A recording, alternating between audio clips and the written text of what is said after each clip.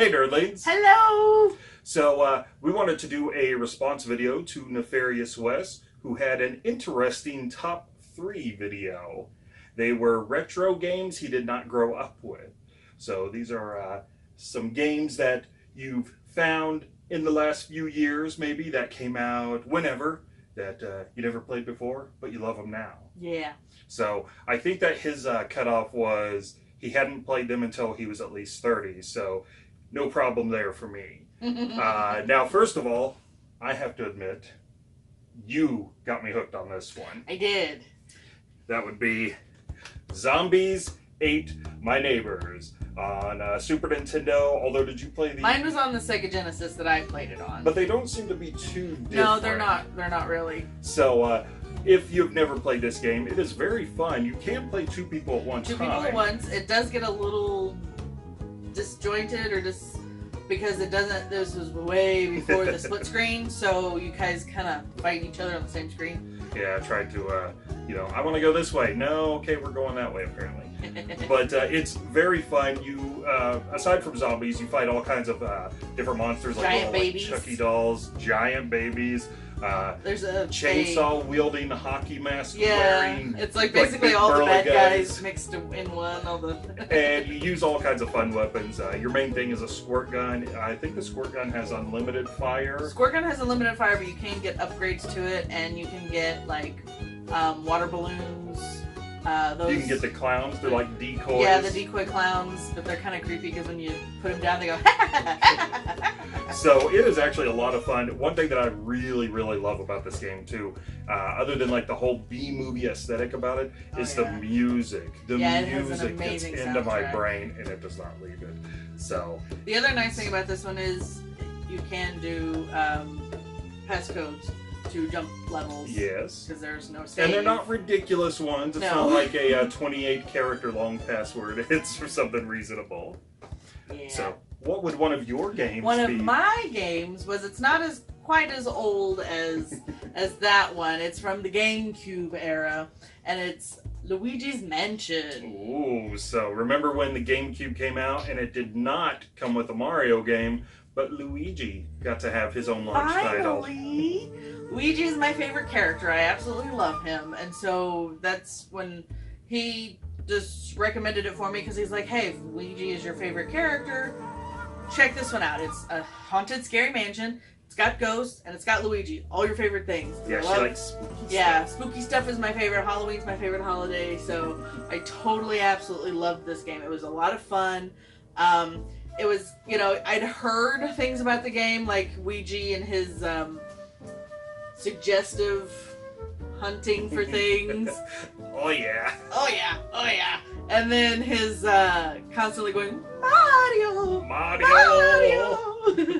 So I'd heard that, and I'd heard people joking about the song, how it's literally just the same thing over and over and over and over But it's again. a good song. But it is a good song. It does get stuck in your head, but it is a neat game. The only thing that I didn't like about it is that when you get into the vacuuming part of it and you've got the ghost, the controls become inverted. And I am terrible at when things are inverted. So, but other than that, it is a lot of fun, and it poses a good challenge, but not too much of a challenge. So there's a little bit of backtracking, but it doesn't seem like it ever gets annoying. No, I mean, if you think about it, I mean, you're stuck in a house, so of course you're going to go from this room to this room, back to this room to this room. But otherwise, it's not that long of a game, so it's kind of like a nice palate cleanser, between like your bigger 100-hour games, open world games, and stuff like that. And one thing that I thought was a lot of fun with this is we went to an arcade in Joplin, actually, and found an arcade cabinet of Luigi's Mansion, and you do get to have the vacuum thingy. And that's a lot of fun. And you actually, it's got the gyroscope thingy in it, so you can actually, when you catch the ghost, you can feel it in there when you're sucking up coins. There's like a nice click when it finally goes in. Pretty awesome. We also found that in Las Vegas too. Now, for the last game, I'm kind of cheating on this one a little bit, and I'm just going to throw out the series Shantae. The reason I'm cheating is because the Shantae games actually started on Game Boy Color in the early 2000s, but it was not until they released one digitally on the Wii U that I got into it. I had seen a trailer for Shantae and the Pirate's Curse, and once I finally knew what the game was about, how it looked like it played, being a very fun action platformer, some light puzzling, a little bit of that Metroidvania, you know, you have to get this power up to come back to this area you were at earlier in the game to be able to make any progress. That's when I fell in love with it. Once I saw that and tried it. Exactly. Who doesn't love somebody who fights with her hair? Yeah, she's a lot of fun. And I tell you what, that's honestly what turned me off of the series from the get-go. Because here was one, I think this was the one for the DS, but I got it digitally on the Wii U as well. But when I had first seen Shantae, I honestly thought this was a cartoon character, like from Nickelodeon or Cartoon Network. I thought she was a cartoon character, and this was just a game based on her TV show. Which is funny because that's actually what made me want to watch you play it, was because I really liked the way she looked. So since that was the case, I never got into it, even though I had seen it. Oh man. Unfortunately, I used to see it back on Game Boy Color, because it gets a little pricey nowadays.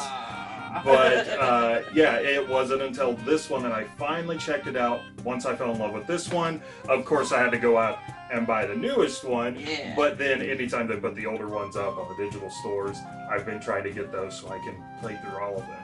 And they are a lot of fun. I mean, they're so colorful, they're so gorgeous. It's good music. The challenge is good. Sometimes, I think it was at the end of this one, oh man, it was like I was playing a different game, the challenge. Yeah. Like, holy cow. But the characters are a lot of fun too. The pirate chick that you fight in there is a lot of fun. Risky Boots. Yeah, yeah. she's really cool. You Yes, even got me a t-shirt with Risky Boots on it. I did. Yeah. She's so cute. Well, those are our top 3 retro-ish games that we did not grow up with, that we discovered later and discovered they were a lot of fun.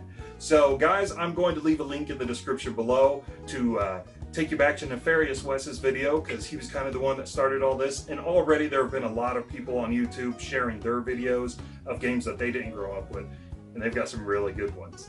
So make sure you give this video a like and leave some comments down below about any of these games or your games. You don't have to make a video. Feel free to just tell us a comment of any games that you did not grow up with that you love now. Yeah. And don't forget to like us on Facebook, Instagram, and Twitter so that you can see closer upper pictures of things that we do.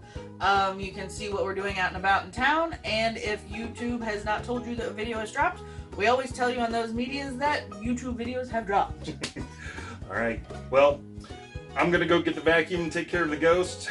Get your hair ready so you can start to whip it good. That was terrible. Whoa. Bye, nerdlings.